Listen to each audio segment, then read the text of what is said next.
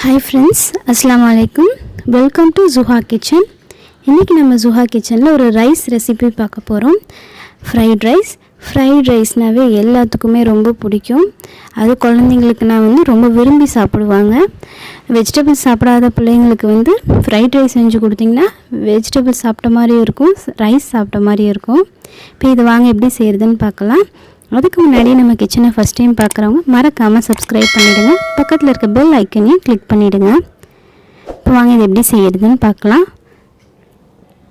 இதுக்கு நான் 2 tumbler basmati rice ஒரு 15 to 20 மினிட்ஸ் நல்லா வாஷ் பண்ணிவிட்டு ஊற வைக்க போகிறேன்.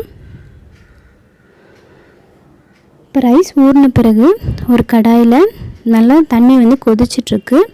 கொதித்த பிறகு தேவையான அளவு உப்பு, கொஞ்சமாக எண்ணெய், நம்ம ஊற வச்சு எடுத்துருக்க அரிசியும் உள்ளே சேர்த்துடலாம்.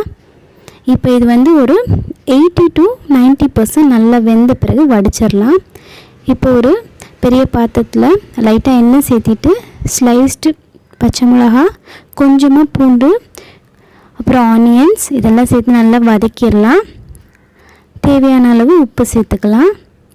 இப்போ ஆனியன்ஸ் நல்லா வதங்கின பிறகு கேரட், அப்புறம் பீன்ஸ், அப்புறம் ஸ்ப்ரிங் ஆனியன்ஸ் ஒயிட் கலர், அப்புறம் 3 கலர் குடமிளகாய் எடுத்திருக்கேன். இதெல்லாம் சேர்த்து நல்லா மிக்ஸ் பண்ணி விட்டுக்கலாம்.